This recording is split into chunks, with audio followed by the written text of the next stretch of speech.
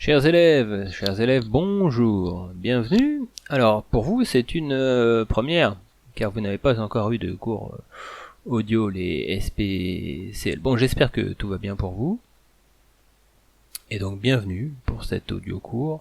Votre mission, c'est de prendre en cours de prendre en note le cours et de le recopier dans vos cahiers. Alors évidemment, ce cours, il s'adosse, il s'appuie sur les 3 études que vous avez conduit, les 3 travails en autonomie que vous avez conduits de la semaine dernière, plus un que vous avez réalisé dans la semaine pour vendredi, et qui vont avec cette synthèse ici qui vous permet de dire un petit peu plus de choses sur Victor Hugo et de prendre du recul pour exercer un regard un petit peu plus critique encore le jour de l'épreuve de bac.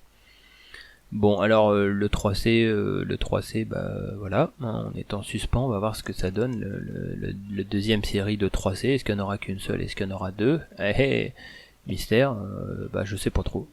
Je suis pas le ministre et je ne vois pas l'avenir, même si apparemment j'avais un petit peu plus vu arriver le problème que ne l'ont vu nos autorités. Bon, mais c'est facile à dire après. Bon, le vif du sujet, ce qui nous intéresse, eh bien, on attaque la partie 2. Partie 2, Victor Hugo, sous la Deuxième République et le Second Empire. Ça, c'est le titre à noter dans vos cahiers. Voilà, alors la problématique, c'est quels sont les engagements politiques de Victor Hugo, pour faire simple, ou quels sont les engagements tout court de Victor Hugo. Alors que noter à propos de tout ça ? D'abord que sous la monarchie de Juillet, eh bien, Victor Hugo, c'est plutôt un monarchiste convaincu. C'est-à-dire que Victor Hugo, au début, il est plutôt pour le roi, et c'est même un proche du roi Louis-Philippe. Alors, il faut pour ça peut-être revenir aussi sur le parcours de Victor Hugo. Victor Hugo, il est né en 1802. Et Victor Hugo, il est le fils d'un général d'Empire qui a servi sous Napoléon Ier. Bon, Victor Hugo, au moment où Louis-Philippe arrive au pouvoir, il est déjà grand.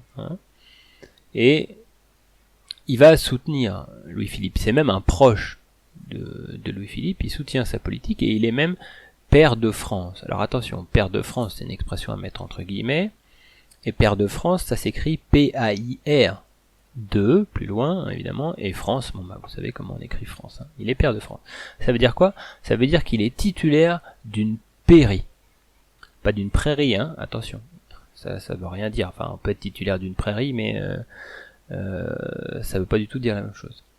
Là, il est titulaire d'une pairie. P-A-I-R-I-E. En fait, ça veut dire quoi être pair de France ? Ça veut dire quoi être titulaire d'une pairie ? Ça veut dire qu'il est parlementaire pour la haute chambre. Donc il y a quand même, le roi, on a toujours cette image de Louis XIV et le fait qu'il n'y ait pas d'assemblée. Mais le roi, il a dû composer avec des tribunes parlementaires dans lesquelles étaient les autres nobles. Et on réduit souvent la royauté et les monarchies à des épisodes où le roi régnait sans partage sur le pouvoir. Ce qui n'a pas été autant le cas que cela.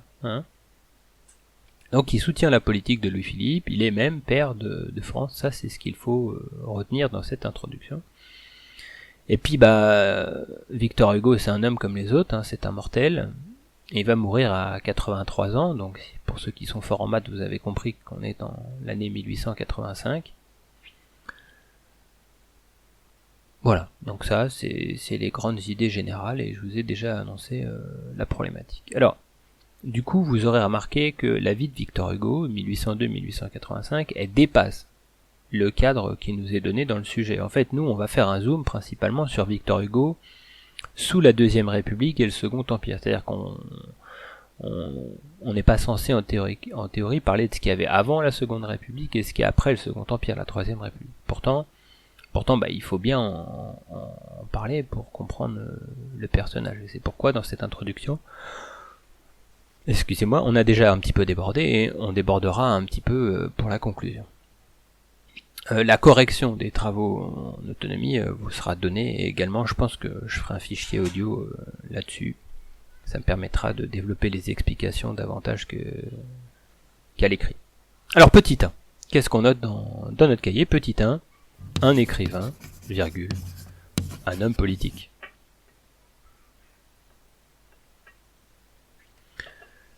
Victor Hugo. Victor Hugo, c'est un auteur majeur de la littérature.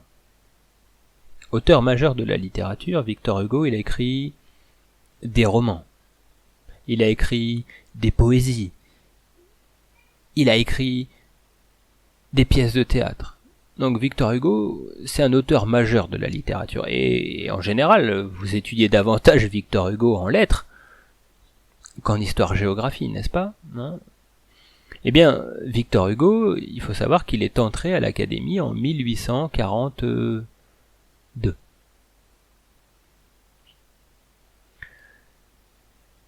Victor Hugo, à l'Assemblée, en tant que parlementaire de la Haute-Chambre, avant donc l'avènement de la Deuxième République, il avait déjà pris des positions assez progressistes. C'est-à-dire que si c'est un proche du roi, il a quand même déjà montré qu'il se préoccupait de questions qui étaient un peu à l'encontre des positions qu'on pourrait qualifier aujourd'hui de conservateurs, alors qu'il siège avec les conservateurs. En fait, il s'est engagé par exemple contre la peine de mort, Victor Hugo, dans un livre important qui s'appelle Le dernier jour d'un condamné. Donc il est déjà progressiste alors qu'il est dans le camp des partisans de la royauté. Et puis après la révolution de 1830 et la monarchie de Juillet, petit à petit va se rapprocher du camp des républicains. Voilà, ça c'est pour notre petit 1, un écrivain, un homme politique. Petit 2. Petit 2, un engagement républicain manifeste. Victor Hugo, au début, il est un peu hésitant, mais finalement, il va adhérer à l'idée républicaine et devenir progressivement un défenseur du projet républicain. Il va en effet accueillir positivement la révolution de février 1848. Et c'est tout le côté un peu ambigu du personnage à ses débuts, c'est-à-dire que lors des journées de juin 1848, Victor Hugo, il va soutenir la répression qui est faite à l'égard des ouvriers qui se révoltent contre la république bourgeoise entre guillemets qui est en train de se mettre en place. Et plus tard il regrettera ce premier engagement qu'il avait eu ici du côté de cette république bourgeoise. Alors, évidemment là, si vous êtes déjà perdu, c'est que vous avez entre-temps perdu le fil du contenu qu'on a pu voir dans la partie 1 en termes de cours. Donc évidemment, il faut vous en appuyer et il faut le connaître pour bien comprendre ce qui se passe dans cette partie 2. Alors, Victor Hugo, son engagement politique, qui était déjà manifeste sous la monarchie en tant que pair de France, eh bien, elle trouve un prolongement avec la Deuxième République. C'est-à-dire que Victor Hugo, il se fait élire député à l'Assemblée. Et là, il va défendre ses idées. Et les idées qu'il défend, ce sont des idées progressistes. À l'Assemblée, il va condamner la peine de mort. Il va se prononcer pour le suffrage universel. Il est favorable à une instruction publique, gratuite et obligatoire. C'est-à-dire que si on analyse le positionnement politique qui est le sien, eh bien, on se rend compte que son évolution politique, elle le rapproche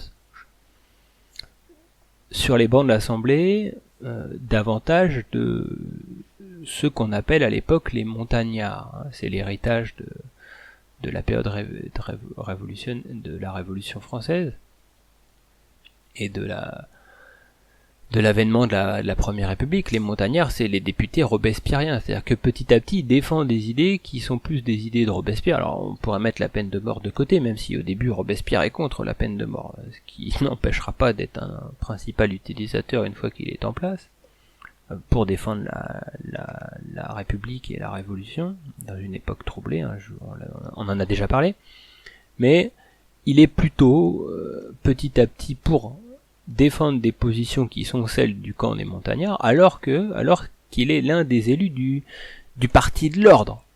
C'est-à-dire quand il se fait élire dans le parti de l'ordre. Un parti de l'ordre, on le met entre guillemets.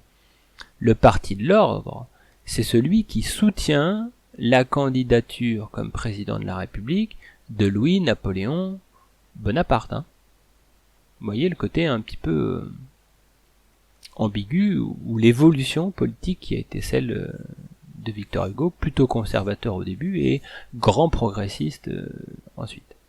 Alors cet engagement, bon évidemment il le continue dans la littérature, dans ses ouvrages, et les travaux en autonomie que vous avez conduits vous ont amené à lire des livres qui montraient ce combat pendant l'époque de la Seconde République. Et puis il faut savoir qu'il écrit également dans un journal. Ce journal, c'est l'Événement. C'est son nom, journal. Un journal dont il a pris la direction et dont il se sert pour diffuser ses idées. Voilà, ça c'est Victor Hugo et son engagement ici en tant que républicain manifeste.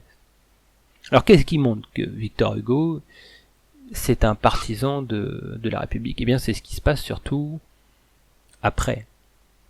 C'est-à-dire que là, on se concentre maintenant sur notre dernière sous-partie, c'est le petit 3, un opposant au Second Empire qui s'exile.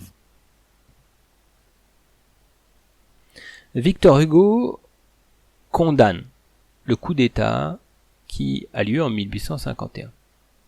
C'est-à-dire qu'il condamne cette prise de pouvoir par Louis-Napoléon Bonaparte. Alors même, rappelez-vous, il est du parti de l'ordre.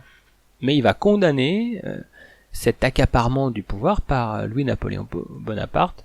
Donc lui, il est pour la République.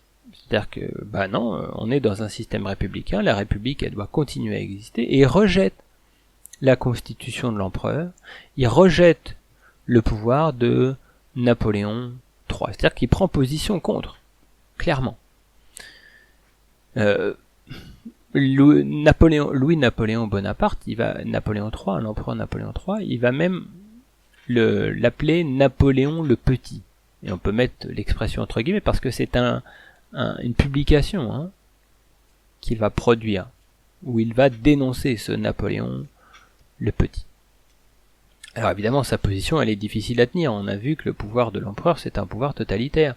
Et l'empereur, il va pas laisser les gens le critiquer. Alors que fait Victor Hugo? Il est conduit à s'exiler. Il quitte la France pour aller à l'étranger.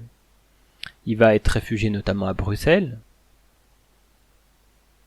Il va aussi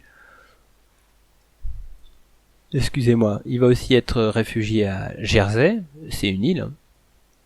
Alors Jersey, c'est J-E-R-S-E-Y. Et puis il va aussi aller à Guernesey. Guernesey, G-U-E-R-N-E-S-E-Y.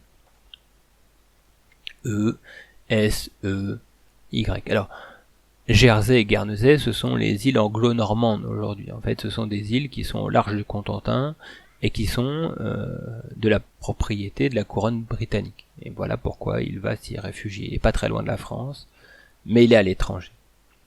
À une époque où on voyage pas en avion, donc bien sûr les déplacements étaient un petit peu plus compliqués. Et puis il continue à écrire pendant son exil. Et ses écrits, il continue à défendre la liberté et la République. Ces deux idées fortes. C'est-à-dire qu'il a écrit Napoléon le Petit, on l'a dit, il s'oppose encore à Napoléon dans un livre phare de l'œuvre de Victor Hugo qui est Les Châtiments. Dans Les Châtiments, il insiste ici et il s'oppose explicitement à Napoléon, à Louis-Napoléon Bonaparte, à Napoléon III. Et puis, l'œuvre que vous avez en tête, en général, quand on parle de Victor Hugo, c'est Les Misérables. Et au travers des Misérables, eh bien, la cible, ce à quoi il s'oppose explicitement, c'est la misère. Hein.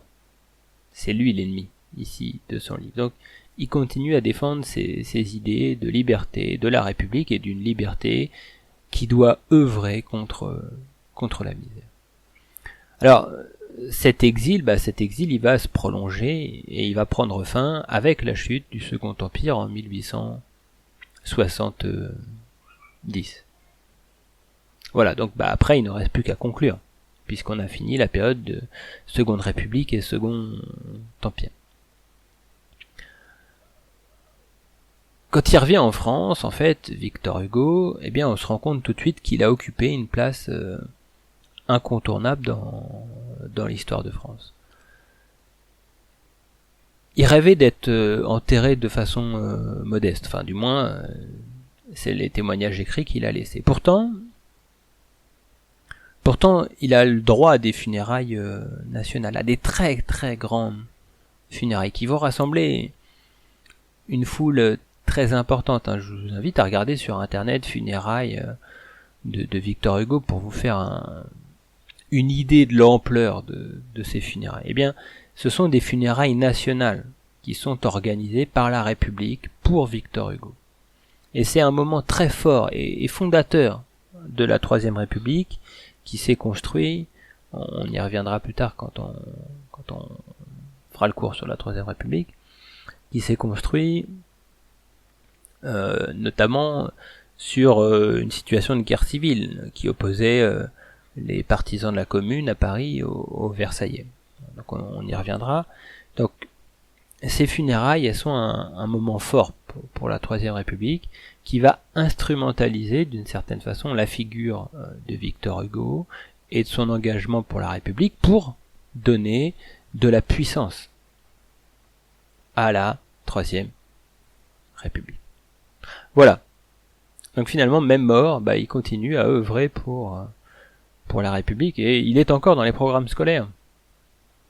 En français évidemment parce que c'était quand même un auteur incontournable. Hein. Il a écrit des textes qui sont vraiment forts.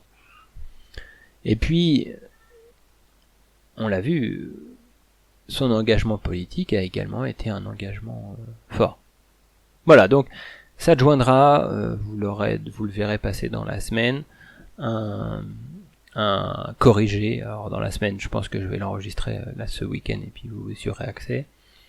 Un cours, enfin pas un cours, mais un corrigé des travaux en autonomie qui ont été conduits et qui sont la base. Hein. Je vous rappelle que pour les E3C, vous avez une partie avec des questions de cours sur la partie 1 et la partie 2, ce sont des questions sur documents. Et tout ce qu'on vient de voir là, dans cette capsule audio, elle doit vous servir à enrichir vos réponses et surtout à leur donner du recul, à leur donner du relief et pas simplement se contenter de la paraphrase. Voilà. Eh bien, chers élèves, quoi vous dire de plus que vous me manquez un petit peu. Hein. C'est vrai, hein, c'était agréable de faire cours avec vous et vous faire cours à distance là par l'intermédiaire d'un fichier audio. C'est pas le truc le plus agréable qui soit. Donc j'espère qu'on se reverra avant la fin de l'année. J'en sais rien concrètement, j'ai pas les clés en main, mais j'espère. En tous les cas, ce qui est sûr, c'est que j'espère vraiment que ça se passe bien pour vous, cette épreuve du confinement, et pour vos proches. Portez-vous bien, prenez soin de vous, et continuez à travailler sérieusement parce que de toute façon, il n'est pas prévu que l'année soit gelée, et donc vous reprendrez bien l'année prochaine en classe de terminale si on ne se revoit pas d'ici septembre. Voilà, eh bien, à bientôt.